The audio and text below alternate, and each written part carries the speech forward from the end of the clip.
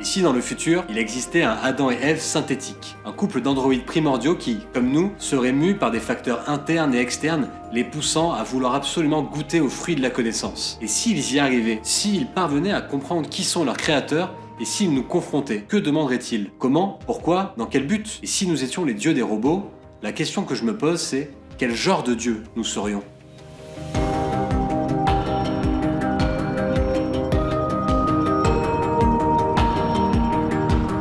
Salut les théonautes et bienvenue dans le futur. Après le transhumanisme, le post-humanisme, il est désormais temps de se poser la question, et si nous avions des robots, et si nous étions leurs dieux? Vous le voyez, dès qu'on parle de la création d'androïdes, le rapport à Dieu n'est jamais bien loin. Cela pourrait être la traduction d'un besoin narcissique d'être vus comme les créateurs ultimes, ou tout simplement une analogie simpliste, un sophisme, qui dirait « Les dieux sont ceux qui créent, les hommes créent les robots, les hommes sont donc les dieux des robots ».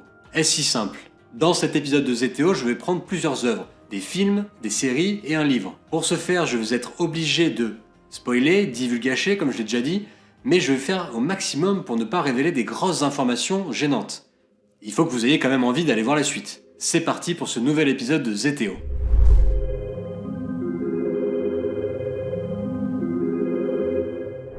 Alors qu'il vient d'engendrer le monde, le grand dieu tahitien Ta-Oroa voit, dit-il, la chambre des hommes vide. Il crée Tihi, le premier homme, mais qui nous est un peu supérieur en termes de puissance. Puis, ce dernier se reproduit avec une déesse, Ina. Ensemble, ils vont avoir d'autres enfants, ils se multiplient. Lorsque Tihi et Ina se placèrent dans le ciel fermé et se tournèrent vers la terre pour appeler le monde, c'était pour créer des humains ordinaires pour le monde, dans le département de l'homme. C'est ainsi que la chambre, pour l'homme, fut remplie d'humains. Et Ta-Oroa, voyant cela, applaudit. Dans ce mythe tahitien de la création des humains, on peut voir que les humains ne sont pas créés avec une fonction particulière. En revanche, il semblerait qu'il y a un vrai projet de perpétuer l'espèce, de perpétuer la divinité à travers les humains. Peut-être que les dieux, eux aussi, ont besoin de répandre leur être sur toute la planète, même si ça paraît étonnant de la part d'un être qui est censé être immortel, infini et tout ça. En revanche, pour les humains, cela paraît tout à fait logique de vouloir prolonger son existence à travers une machine non organique dans laquelle nous pourrions télécharger nos esprits afin de vivre pour l'éternité. Au XXIe siècle, le perfectionnement technique du corps témoigne du dépassement de cette nature, de son obsolescence parfois, tandis que les individus centrent sur le corps ce projet existentiel, conjurer la maladie et la mort. Créer des robots répondrait donc au besoin de vivre pour toujours. Et d'ailleurs, ce projet d'immortalité est abordé dans la série Westworld. Westworld est une série américaine sortie en 2016 et nous raconte l'histoire d'un futur lointain où des androïdes existent. Ces androïdes font l'objet d'un amusement. En effet, ils ont été créés dans un parc à thème qui reproduit l'Ouest américain des années 1800 et quelques, c'est le Far West. Et si la saison 1 se concentre un petit peu sur ce qui fait les fondements de l'humanité, la saison 2 nous parle d'un projet beaucoup plus grand, celui de télécharger nos esprits dans les robots. Ce qui est assez étonnant, c'est que le robot par essence semble immortel, inépuisable, alors que l'humain lui semble mortel et a besoin d'une invention pour pouvoir se perpétuer. Ce qui n'est pas le cas des dieux. Les dieux sont par essence immortels, donc sur ce rapport, aucun lien. En revanche, sur la question de ce qui fait de nous des humains et ce qui fait des robots des machines pensantes, il semblerait que le combat soit similaire, des lignes de code, des impulsions électriques qui permettent d'avoir des réflexes qui nous font vivre. Ok, donc notre existence ne servirait que à se reproduire et pulluler afin de représenter le dieu sur Terre? Peut-être pas que ça, non? Bon, évidemment que nous ne sommes pas là que pour pulluler. Souvent, dans certains mythes, nous avons une fonction. J'en ai déjà parlé dans un short que je vous remets en description, et profitez-en pour vous abonner, comme ça la prochaine fois que je me fais des autoréférences, vous aurez la ref. C'est énorme, non?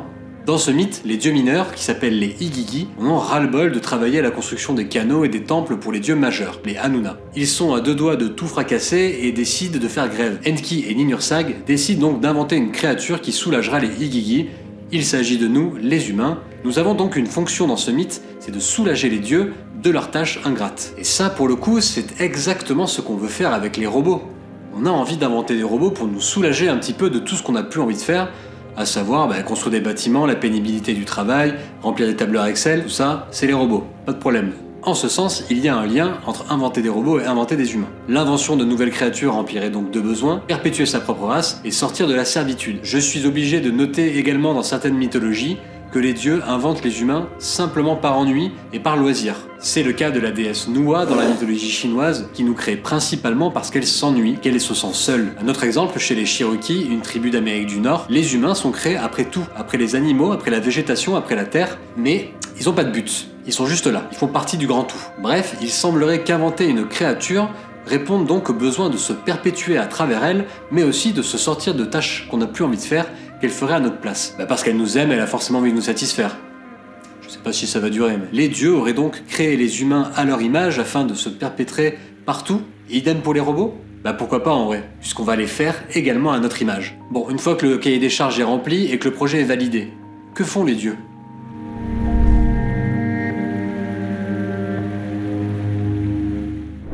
Au commencement du monde, une corde reliait la terre et le ciel où résidait le dieu suprême, Nilaik. Ce dernier autorisa Abouk et son mari Garang à planter et à piler un seul grain de mil par jour afin de survivre. Un jour, Abouk, probablement affamée, planta plusieurs grains de mil. Elle utilisa une houe à long manche pour préparer le terrain.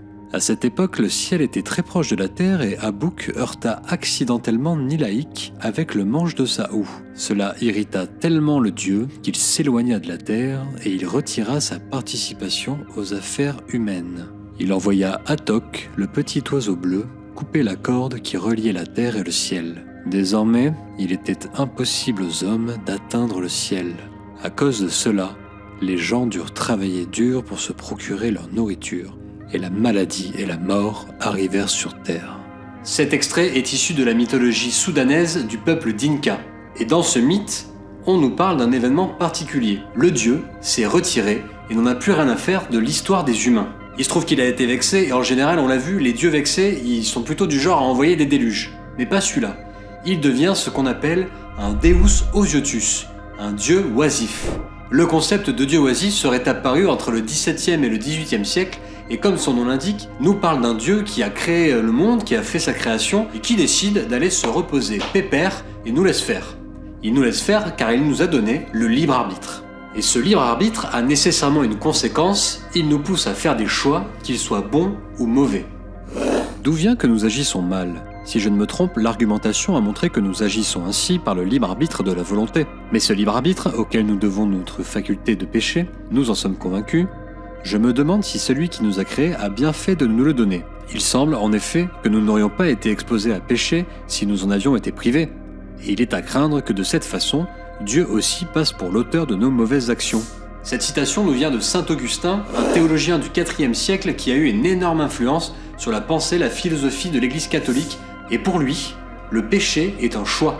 Donc avec le Dieu oisif, c'est trop bien, on est libre, on n'a pas de destin. C'est à nous de faire notre vie. Et c'est vrai que la notion de Dieu oisif répond à au moins une grande question dans la théologie. Pourquoi Dieu autorise le mal ? Dans la théorie du Dieu oisif, il n'y a de mal que parce que les humains le font. Dieu nous a laissé le choix. Nous devons aller vers le bien, revenir à lui. Ça ressemble à un Dieu qui a géré un petit peu. Je vous laisse me le dire en commentaire. En tout cas, je pense que nous serions tout sauf un dieu oisif pour les robots. Je pense que nos égos nous pousseraient nécessairement à vouloir garder le contrôle, à vouloir s'assurer qu'ils ne nous dépassent pas, justement. On peut le voir dans les œuvres de fiction, c'est toujours une crainte que la machine devienne libre et qu'elle nous écrase. Dieu oisif, on pourrait croire que c'est la meilleure façon de se comporter, car on est un peu en mode « moi, je laisse faire, c'est pas moi qui décide, j'ai juste créé ». Mais on va voir que ça peut ressembler un petit peu à une espèce de désintérêt total pour la création, ce qui fait que les créatures restent pleines de questionnements et souffrent. Le seul avantage que ça a, c'est que ça fait de nous les maîtres de nos destins. Et ça, c'est pas inintéressant. Mais encore une fois, je ne suis pas certain qu'on aimerait ça de la part de robots, qui par essence peuvent nous pulvériser juste en nous écrasant la tête parce qu'ils ont des bras mécaniques, tout simplement. J'y reviendrai. Mais pour continuer, je me dis que si on n'est pas un dieu oisif, c'est parce que de temps en temps, on devrait se révéler en tant que Dieu suprême afin de garder un petit peu le contrôle.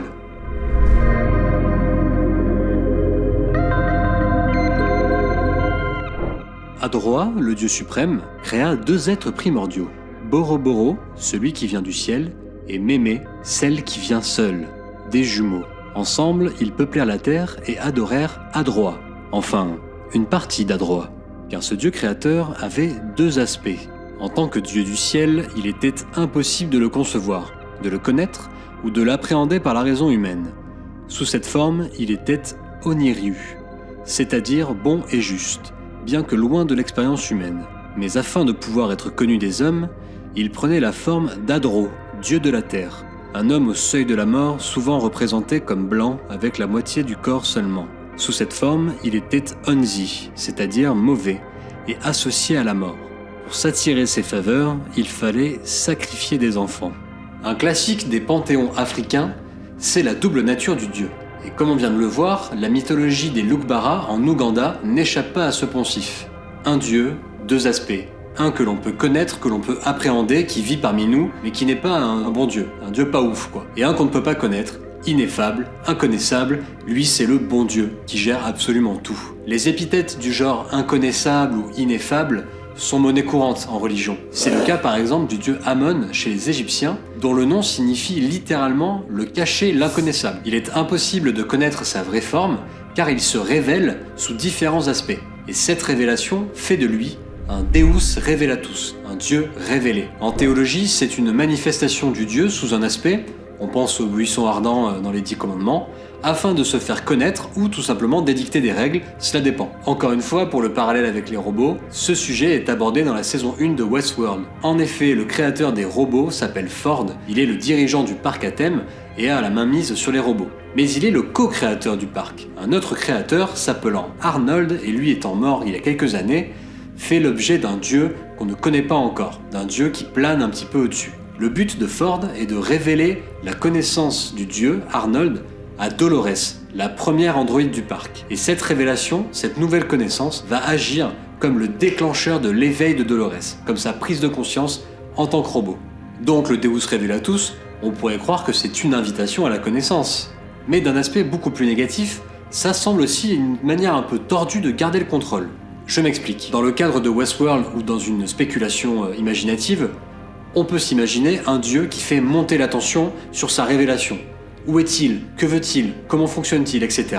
Et lorsqu'il se révèle, on a tellement attendu, et il arrive sur un char de feu avec des épées, avec des éclairs dans tous les sens, on ne peut qu'être subjugué et se dire « Mon Dieu, ce Dieu est incroyable ». Oui, on se dit « Mon Dieu », effectivement. Ouais.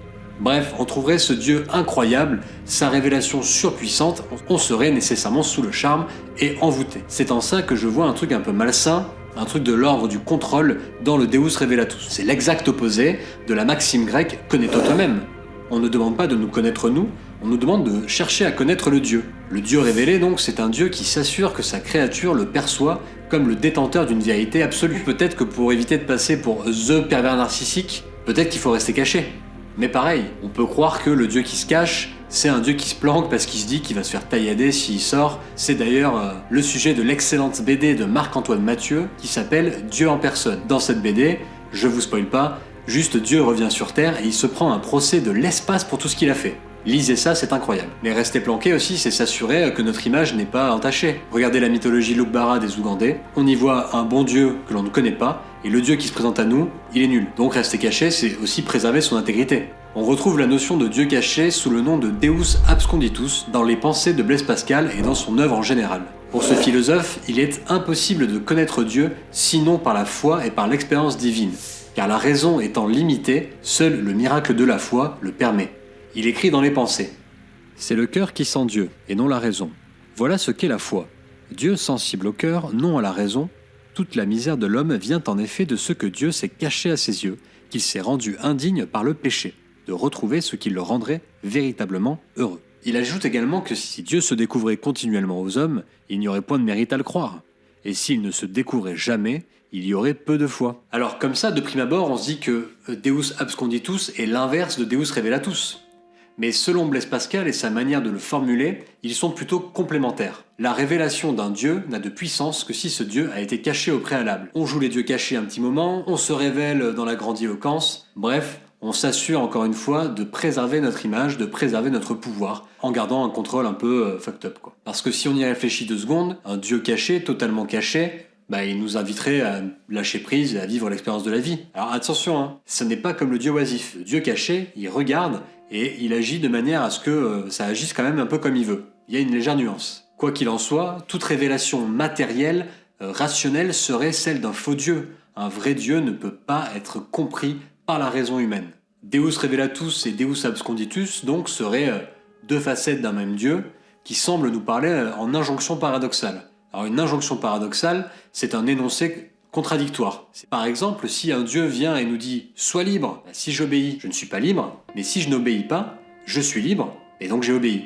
Je suis piégé donc. Cette idée d'injonction paradoxale se retrouve dans le livre Cercle vicieux d'Isaac Asimov. Dans cette nouvelle, un robot est programmé afin de se protéger lui-même en cas de problème, mais il doit aussi répondre à un ordre qui le mène à sa propre destruction. Il rentre alors dans une boucle de contraires infinis, parce que s'il fait un pas en avant, il augmente son risque de destruction, et s'il fait un pas en arrière, il ne répond pas à l'ordre, il est piégé. À travers les robots, nous serions un petit peu proches de ce genre de Dieu, je pense. C'est-à-dire que nous serions un petit peu comme, encore une fois, un patron ou des parents qui ne savent pas trop comment donner des ordres. On serait perdu entre le révélatus et l'absconditus, ce qui nous pousserait à donner des ordres contradictoires aux robots. Je pense qu'on serait totalement ce genre de dieu parce qu'on voudrait garder le contrôle sur la création. Et je trouve que la série Westworld, la saison 1 pour ça, est très précise sur ce sujet. Les robots sont invités à comprendre les mystères du monde et à s'éveiller en cherchant le dieu, en cherchant à ce qu'il se révèle car il est caché, et c'est leur révélation qui amène leur éveil spirituel. Mais d'un autre côté, ils se posent constamment la question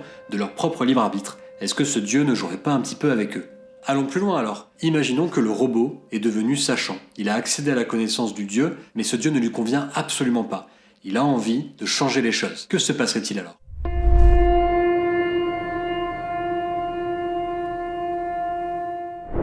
Il y a bien longtemps, avant même que les choses n'existent, régnait Abassi, le puissant Dieu de l'univers. Il détenait le pouvoir de créer la vie, de guérir les malades et même de ramener les morts à la vie. On racontait qu'il était le soleil et qu'on l'adorait du lever au coucher. Abassi résidait dans le ciel aux côtés de sa sage épouse Ataï, qui lui prodiguait souvent de bons conseils. Abassi, avec sa toute-puissance, créa les étoiles, la terre et tous les êtres vivants qui la peuplaient. Parmi eux, 2 humains, un homme et une femme, furent créés. Ces êtres innocents vivaient aux côtés d'Abassi et Ataï dans le ciel, où ils étaient pris en charge, protégés et même nourris par les dieux, car ils ne connaissaient pas les moyens de se sustenter eux-mêmes. Un jour, les humains contemplèrent la terre depuis le ciel et désirèrent y vivre. Lorsqu'ils demandèrent la permission à Abassi de quitter le ciel pour s'installer sur la terre, celui-ci refusa, par crainte que les humains n'atteignent un jour sa sagesse, voire la surpassent. C'est alors qu'Ataï, l'épouse sage, suggéra un compromis. Les humains pouvaient vivre sur la terre, mais ils devaient retourner au ciel chaque jour afin de prendre leur repas, interdit d'apprendre à chasser, cultiver, se marier ou avoir des enfants. Ce plan fonctionna pendant un certain temps, jusqu'à ce que l'humaine, lassée d'être nourrie comme une enfant, décida de cultiver elle-même sa nourriture. Malgré l'interdiction, elle refusa obstinément de retourner au ciel avec l'homme. Les deux tombèrent follement amoureux, eurent des enfants et s'installèrent sur la terre, transmettant de génération en génération les secrets de la nature. Abassi, en colère, blâma sa femme pour cette désobéissance. Mais Ataï avait un plan. Pour éviter que les humains ne deviennent trop puissants, elle envoya le mal dans le monde sous forme de mort et de discorde. Le mal était si fort que l'homme et la femme moururent immédiatement. Leurs enfants ont souffert des maux du monde et se sont disputés entre eux depuis lors. Et parce que leur mère avait défié les dieux, les humains ont continué à apprendre les secrets de la terre. Ce mythe de création du peuple Efik au Nigeria est parlant. Si nous accédons à la connaissance, nous serons alors capables de rivaliser avec les dieux et de les dépasser. Et là, pour le coup, je nous retrouve totalement face aux intelligences artificielles à l'heure actuelle. C'est exactement l'état dans lequel on est devant notre création à l'heure actuelle. Et en même temps, on ne peut pas en vouloir à des créatures comme les robots. Quand on compare à la mythologie, on voit bien que nous, les humains, nous avons été drivés par l'envie de dépasser nos dieux, de les égaler. Pourquoi les robots n'auraient pas accès à la connaissance eux aussi et à une capacité de rivalisation avec nous ? Ça paraît logique, ils sont faits à notre image. Le problème, c'est qu'ils nous égaleraient pas trop longtemps, parce que dès leur conception, ils nous sont déjà supérieurs. En force, en vitesse, en puissance de calcul, ils résistent beaucoup mieux aux dommages corporels. Bref, les robots de base ne sont pas nos égaux. La seule façon d'éviter les problèmes, c'est de devenir le pire des dieux pour moi, le Deus Deceptor, le malin génie ou encore le démiurge, celui qui maîtrise toute sa création. J'ai parlé dans l'épisode précédent sur Jésus transhumaniste du démiurge, du faux dieu des gnostiques, Yaldabaoth. Le but de ce dieu est d'enfermer les humains dans une prison matérielle, une prison de chair, afin qu'ils n'accèdent pas à la connaissance Bien, je pense que nous serions presque obligés de limiter la connaissance des robots afin d'éviter qu'ils nous dépassent. Ce qui est un peu triste. Il faudrait qu'on arrive un petit peu à bloquer leurs connaissances ou alors à diriger leurs conclusions envers des choses qui nous avantagent. Parce qu'en vrai, on a quand même un premier devoir, on a un devoir de survie envers notre propre espèce, avant toute invention. L'être humain se distingue de tout être vivant par les multiples facettes de sa liberté, mais aussi le fardeau qui l'accompagne, la responsabilité. Le premier objet de sa responsabilité est la sauvegarde même de celle-ci dans le monde, ce qui signifie celle des êtres humains qui en sont les seuls porteurs. Cette sauvegarde est particulièrement exigée par les effets imprévisibles et potentiellement menaçants du développement spatio-temporel des techniques actuelles. En ce sens, on ne peut pas en vouloir au créateur de gérer sa création. Il doit préserver sa propre espèce. C'est un devoir. On retrouve cette conception gnostique de la création des robots dans le film d'Alex Garland, Ex Machina.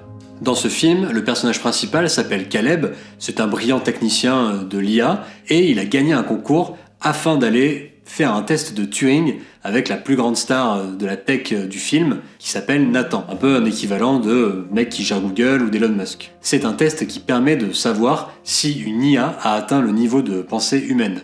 En gros, si un humain s'adresse à une IA et qu'il ne se rend pas compte que c'est une IA, le test est validé. On le doit à Alan Turing, un mathématicien du XXe siècle, mais je tiens à préciser qu'il y a plein de contre-arguments que j'ai pas le temps de développer là. Dans Ex Machina, donc, Nathan a créé un androïde qui nous ressemble en tout point et qui s'appelle Ava. Pas très subtil, Ava, Eve, on a compris. En revanche, Nathan agit comme un démiurge tout du long. Il décide de contrôler absolument tout ce qui se passe dans ses locaux, que ce soit les humains, Caleb, ou les robots avec Ava. Il agit en démiurge total. Il refuse qu'on accède à une connaissance et à une liberté. C'est lui qui décide. Ex Machina et Westworld, pour moi, sont des séries purement gnostiques. Nathan est un démiurge, Ford un Deus Absconditus, son collègue un Deus Revelatus, mais dans tous les cas, ces séries proposent un accès à la connaissance qui permet une libération. Les robots ont été maintenus pendant trop longtemps dans un brouillard de la connaissance et lorsqu'ils y accèdent, ils deviennent libres et se réveillent. Dans le livre des secrets de Jean, un écrit gnostique du IIe siècle, on retrouve cette idée chez Yaldabaoth, le démiurge. Dans le jardin d'Éden, le démiurge a créé Adam. Mais il sent que Adam est en train de le dépasser en sagesse.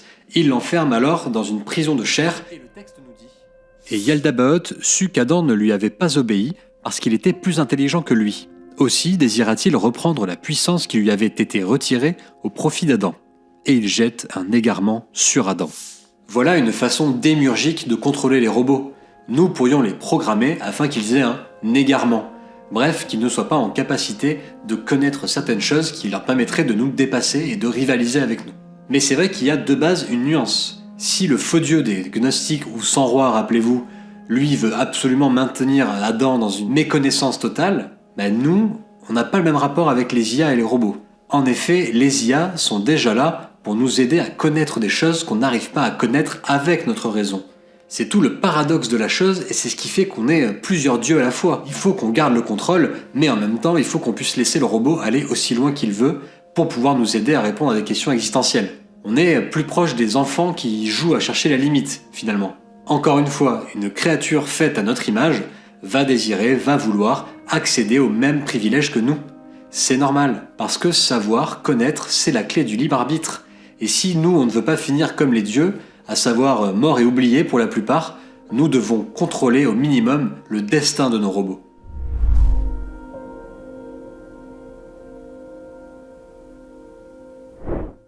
En 2020 est sortie la série Devs, encore une fois un chef-d'œuvre d'Alex Garland, le même réalisateur qu'Ex Machina. La série Devs s'articule autour de la notion de déterminisme. Forrest, encore un entrepreneur du style d'Elon Musk avec sa société du style de Google, veut créer une machine qui nous permet de calculer l'avenir. Pour ce faire, il fabrique une machine qui va comprendre la totalité des causes qui ont déterminé le présent. Son but est de déterminer le passé avant de déterminer le futur. En comprenant la totalité des causes qui nous ont précédés, on peut comprendre le futur, le déterminer, l'anticiper et s'en rendre maître. Cette série incroyablement profonde s'empare du sujet qui met constamment les robots et les humains en parallèle.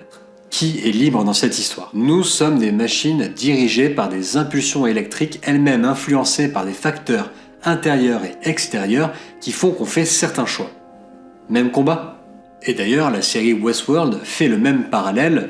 la saison 1 et 2 sur le libre arbitre des robots, et la saison 3 sur le libre arbitre des humains. Je vous laisse découvrir comment et pourquoi.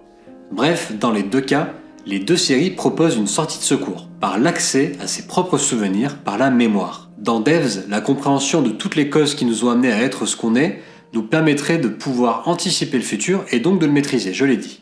Et dans Westworld, c'est une vision complémentaire de cette idée. En effet, les robots accèdent à l'éveil par le nombre de fois où ils sont morts et ressuscités. Alors, ils ressuscitent pas vraiment, évidemment, ce sont des robots, ils sont réparés et remis en service. Mais, toujours en eux, leur code garde en mémoire ce qu'ils ont vécu. C'est par la répétition des cycles de vie auxquels ils finissent par accéder qu'ils se rendent compte de leur propre vie. C'est la mémoire qui leur permet de comprendre qui ils sont.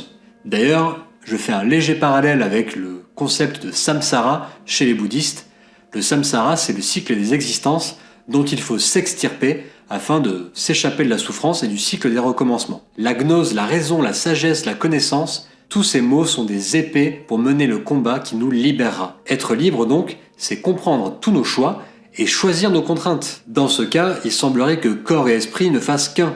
C'est par l'esprit qu'on accède à la connaissance, mais c'est par l'expérience du corps que nous pouvons comprendre tous les facteurs extérieurs. Comment faire pour que les robots n'accèdent donc pas à la connaissance ? Eh bien peut-être que si on n'implante jamais de souvenirs dans les robots, ils pourront jamais nous égaler. Car la mémoire étant liée aux émotions et au vécu sensoriel, peut-être qu'il faut limiter la sentience des robots. La sentience, c'est la capacité d'expérimenter le réel par le sensible, par le subjectif et de l'appréhender avec nos propres corps, notre propre vision du monde. C'est un concept essentiel quand il s'agit de créer des robots. Parce que la corrélation corps-esprit liée directement à qui nous sommes et au déterminisme, c'est totalement ce que propose le philosophe du déterminisme par excellence, Baruch Spinoza. Spinoza est un philosophe néerlandais du XVIIe siècle. Il développe totalement cette idée d'interdépendance entre le corps et l'esprit, entre les facteurs extérieurs et les facteurs intérieurs, chacun s'influant l'un l'autre, menant alors à des choix. Ces choix doivent être saisis dans la totalité de ce qui les a menés à être. Hyper dur. Je suis au restaurant, je choisis un plat. Je suis libre d'avoir choisi ce plat. Mais qu'est-ce qui m'a mené à choisir ce plat ? Il va falloir travailler un petit peu pour le savoir. Peut-être que de la même manière que les dieux nous ont créés avec une raison limitée afin de ne pas les comprendre, peut-être que nous devons faire la même chose pour les robots afin qu'ils aient une vie similaire à la nôtre, que nous soyons contents de les avoir créés, sans pour autant qu'ils nous dépassent. Il faut donc les créer avec une limite corporelle afin qu'ils ne puissent pas être supérieurs à nous. Ils doivent avoir les mêmes défauts de fabrication que nous. Dans ce cas, je ne vois personnellement pas du tout l'intérêt de faire des robots si c'est pour les faire exactement comme nous. Actuellement, nous nous focalisons sur la capacité des robots à raisonner, à calculer, mais si nous limitons leur puissance de calcul et qu'on relie leur savoir à leurs émotions, à leur mémoire, à leur sentience, peut-être alors que nous réussirions le pari de créer des androïdes qui ne risquent absolument pas de nous dépasser. Le contre-argument de ça, c'est à quoi bon créer des androïdes qui sont exactement comme nous, sinon pour le délire mégalo. Ce qui au final revient un petit peu au point de vue de départ sur les dieux qui créent quand ils s'ennuient. Peut-être que nous avons atteint un stade où justement nous avons tellement cherché Dieu que maintenant il nous en faut un.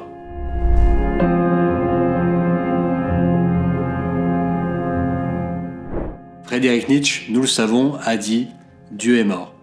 Il a annoncé la mort de Dieu au travers d'un personnage, l'insensé, qui arrivait sur une place de village, éclairé d'une petite lampe, et annonçant la mort de Dieu. Mais ce personnage, l'insensé, a aussi dit qu'il arrivait trop tôt.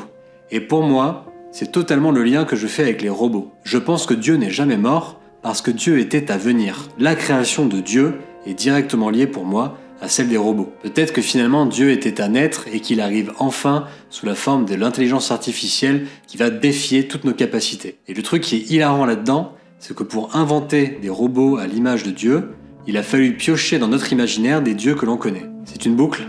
Mais pour l'heure, on récapitule. Le dieu oisif. Lui, il est responsable de rien, il nous a laissés là, il est tranquille. Le côté négatif, c'est que du coup, s'il se passe un truc, on peut rien faire. De surcroît, on peut être vu un peu comme des lâches. Le dieu révélé, lui, il a plutôt intérêt à être à la hauteur de sa révélation, parce que si la créature se rend compte qu'il est pas ouf, elle va se rebeller. Dans ce cas, il faut qu'il prenne la forme du dieu caché, mais c'est pareil, le dieu caché, on l'a vu, il doit être directement lié au dieu révélé, entraînant les mêmes problèmes que le Dieu révélé. Le Dieu Deus Deceptor, Dieu décevant ou Démiurge, lui, a une pression de malade sur les épaules. Il doit s'assurer constamment que sa créature n'accède pas au savoir. Donc il doit redoubler d'efforts pour trouver des pièges pour pouvoir l'enfermer. Et si d'ailleurs il ne parvient pas à le faire et que la créature accède à la connaissance, c'est pire que tout.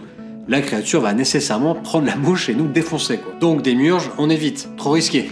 Reste alors le dernier dieu dans la proposition, celui qui crée les robots avec le même corps que les humains afin qu'ils soient aussi limités que les humains. Ce dieu n'a pas de nom et je proposerai Deus Magnus, car il est à la fois grand dans sa création et il fait preuve d'une espèce de magnanimité dans la création en se disant bon, je vais pas non plus jouer les mégalos, je vais limiter la casse. Mais celui-ci a quand même envie de le faire un petit peu pour son ego.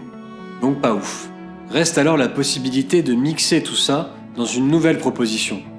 Je proposerai un Deus Capti in Loop. On dirait de l'anglais, mais c'est du latin. Je suis un peu la trend de l'épisode. Un Deus piégé dans la boucle du Dieu. Nous sommes tellement à l'image de nos dieux que nous imitons leurs plus grands défauts.